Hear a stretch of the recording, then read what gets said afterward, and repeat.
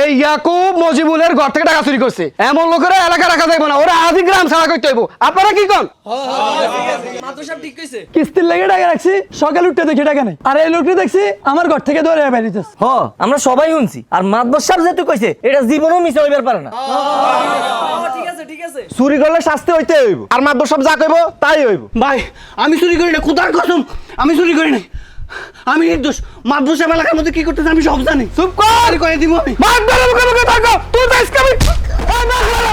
এই মাশাআল্লাহ বার বেড়া।